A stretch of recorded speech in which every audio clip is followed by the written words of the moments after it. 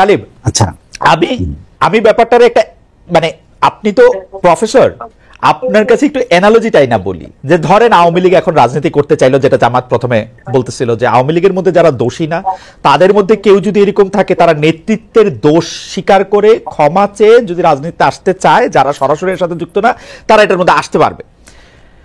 তো এইটা আওয়ামী লীগের ইনিশিয়েটিভ নিতে হবে। আমরা মনে করি যে আওয়ামী লীগ ইনিশিয়েটিভ নিয়ে এটা করবে, জনগণ তাদেরকে মাফ করবে কি করবে না, কোন জায়গা দিয়ে যাবে কি যাবে না, এটা জনগণ দেখবে। জামায়াতের কি এই ইনিশিয়েটিভটা 53 বছর নেয়ার সময় খালি চেতনা পক্ষ বিপক্ষ এইটাই বিবেচ্য ছিল, নাকি জামায়াতের কোন ইনিশিয়েটিভ নেওয়া জামাত দরকার মনে করছে? আজকে যদি বাকি বিল্লারা এরকম করে বাধা না দেয়, আজকে যদি ছাত্র সংগ্রাম পরিষদ করে এই জামাত ইসলামী রাজনীতি নিষিদ্ধের দাবি না উঠে, তাহলে 2 দিন পরে তো এই যেটা আপনারা দেখেছেন যে ইসলামী ছাত্র শিবিরের ইয়ে থেকে যেটা তুলে নেওয়া হয়েছে সেই বয়ানই তো জামাত ইসলামী দিবে 71 সালে আমরা ভুল করছি, এটা ঠিক হয় নাই, আসেন আমরা ঠিক কাজগুলি করি আবার, তাই না? আমি মনে করি আপনি যদি একটা গণতান্ত্রিক পরিবেশ দেন খালেদ ভাই, আমরা যদি একটা ভালো গণতান্ত্রিক পরিবেশ কিছুদিন দিতে পারি তাহলে সিচুয়েশন চেঞ্জ হবে। এটা দেখেন, আপনি জামাতের মধ্যে এখন যারা তারা অলমোস্ট নতুন প্রজন্ম, শিবিরের মধ্যে তো সবাই নতুন প্রজন্ম, যারা 1971 সালে ছিলেন এবং যারা পরের প্রজন্ম তাদের 1971 সালের ঘটনা দেখার দৃষ্টিভঙ্গি ভিন্ন, অ্যানালাইসিস করার দৃষ্টিভঙ্গি ভিন্ন। তো এখানে যদি আমরা রাজনীতিটা অফ করে দিই এবং একটা গণতান্ত্রিক রাজনীতির মধ্য দিয়ে একটা নির্দিষ্ট সময়ের মধ্যে দিয়ে যাই, আমি মনে করি না যে 71 বাংলাদেশে আর নতুন করে কোনো বিভাজন তৈরি করতে পারবে। আপনি যেমন ধরেন, আমার জন্ম হয়েছে 1982 সালে, আমি বড় হয়েছি বাংলাদেশে, আমি বাংলাদেশের মানচিত্র দেখে বড় হয়েছি, বাংলাদেশের ইতিহাস দেখে বড় হয়েছি। আপনি তো আমার পার্সপেক্টিভ ভাই 1971 নিয়ে বসাইলে হবে না, তাই না? আমি তো দেখছি কমপ্লিটলি। কিন্তু ডক্টর গালিব আমি এই জায়গার মধ্যে একটু আসতেছি, আমি একটু বাকি বিল্লাহকে শুনতে চাই, কিন্তু আমি আপনার এটা বলি যে আপনার জন্ম 1982 সালে হইলেও আপনি যেমন ফরাসি বিপ্লবকে আসলে বিশ্লেষণ করতে পারেন আপনার জন্মের 200 বছর আগের বিষয়টা, জন্ম 71 পরে এইটা খুব ভালো তর্ক না আসলে যে আমার আদর্শের জায়গা থেকে আমি আপনি ভুল বুঝছেন। আমি একটু ক্লারিফাই করি। আমি যদি বলি যে আমার জন্ম 82-তে বলে আমি 71 জানি না, 71-এ কি হয়েছে বুঝি না, তাহলে এটা ভুল তর্ক। কিন্তু আমি যদি বলি যেহেতু আমার জন্ম 82-তে, কাজে আমার পার্সপেক্টিভ বাংলাদেশি, ওকে, তাইলে এটা রাইট তর্ক। আমি যেটা বলতে চাই যে জামাত এবং শিবিরের এখন 80-90% পিপল তারা হচ্ছে বর্ন ইন বাংলাদেশ, তাদের যে পার্সপেক্টিভ সেটা আপনারা আমার পার্সপেক্টিভ একই রকম ভাই, এখানে কোনো পার্থক্য নাই। আচ্ছা ঠিক আছে, এইটা নিয়ে আমরা একটু বাকি বিল্লার কাছে আসি যে জনাব বাকি বিল্লাহ, আমরা কিন্তু দেখেছি যে এই বিভাজনটা যেটা আসলে ডক্টর গালিব উদাত্ত আহ্বান জানাচ্ছেন যে আপনার রাজনীতিটা সরায় নেন, এই চেতনা বা এই পক্ষ বিপক্ষ 71, 25, 72, 24 এগুলি নিয়ে আমরা আসলে কথা না বলি, এইটা নিয়ে আপনার আসলে জায়গাটা কোথায়? এটা তো একটা স্পেস দেওয়া উচিত, তাই না?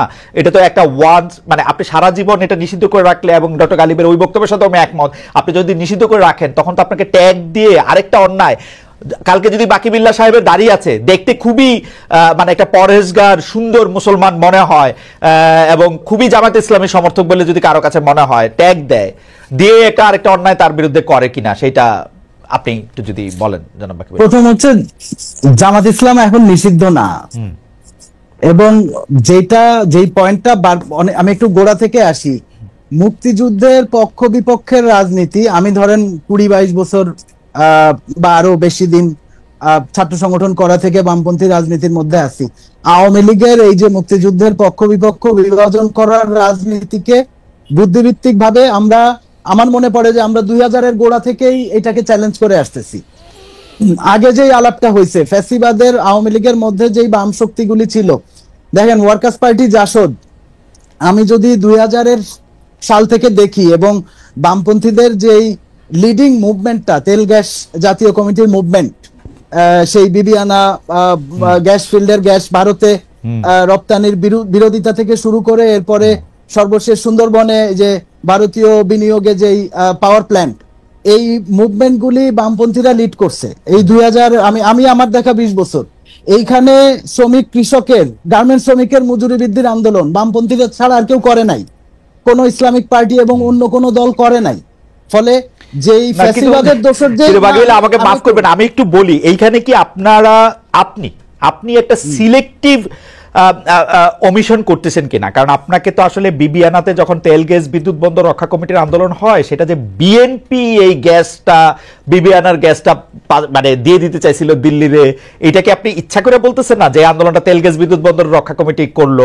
আমি কেন এত ক্লোজলি এটা বলতেছি, আমি কিন্তু সেই তেল গ্যাস বিদ্যুৎ বন্দর রক্ষা কমিটির যে সর্বদলীয় কমিটি, নাগরিক কমিটি, সেটার মধ্যে আমিও সদস্য একজন সাংবাদিক হিসাবে, এবং আমাদেরকে কিন্তু আন্দোলন করতে হয়েছে বিএনপি যখন ভারতে গ্যাস দিতে বলছে। We had to. আপনারা কি এটা ইচ্ছা করে বাদ দিচ্ছেন? মানে বিএনপির না না না, কোনোটাই বাদ দিচ্ছি না। ধরেন দুইটার সময়েই আমরা এই আন্দোলনগুলি অগ্রসর করছি। বিএনপির টাইমেও করছি, বিবিআনা টাটারে গ্যাস দেওয়ার যেই জায়গা, আওয়ামী লীগের সময়েও করছি, কনকো ফিলিপসের সাথে চুক্তি এবং রামপাল পাওয়ার প্ল্যান্ট বিষয়ে। কথাটার প্রসঙ্গ যেটা ছিল যে ফ্যাসিবাদের দোসর যে লেফট গ্রুপ, তারা আসলে গত 2 দশক ধরে এই জায়গার বাম আন্দোলনের অংশ না। ওয়ার্কার্স পার্টির ছাত্র সংগঠন ছাত্র মৈত্রীকে আমরা 2004 সালেই এইখানে প্রগতিশীল ছাত্র জোট যেটা আমি প্রসঙ্গটা বুঝতে পারছি, দর্শকরা নিশ্চয়ই বুঝতে পারছেন, কিন্তু বাকিবিল্লাহ, যখনই আপনারা এই দাবিটা সামনে আনেন, আপনারা সকল ভালো কজের মধ্যে থাকতেছেন, আমাদেরকেও নিয়ে যেতেছেন আপনাদের ভালো ভালো কজের মধ্যে, কিন্তু আপনারা যখনই এই দাবিটা করতেছেন জামাত শিবিরের না রাজনীতি নিষিদ্ধ করতে হবে, জামাত শিবিরের ভূমিকা পরিষ্কার করতে হবে, জামাত শিবিরকে কোনো স্পেস দেওয়া যাবে না, তখন সেটা আওয়ামী লীগের জন্য লাভজনক হয়ে ওঠে কিনা?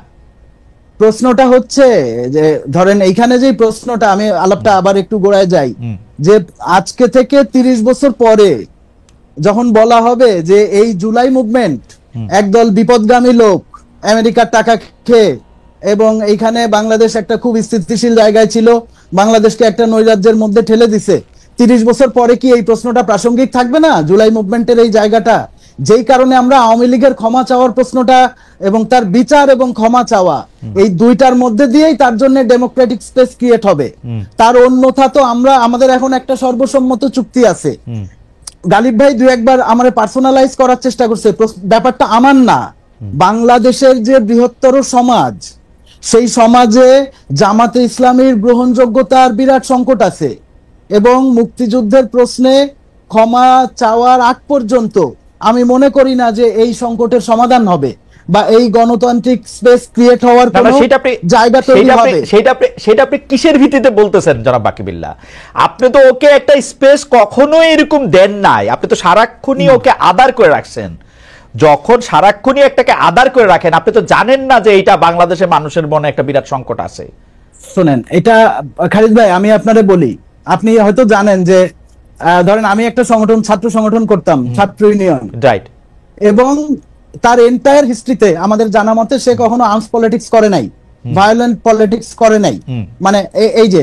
কিন্তু আমার সংগঠনের সঞ্জয় তলাপাত্র, শাহাদাত, ছাত্র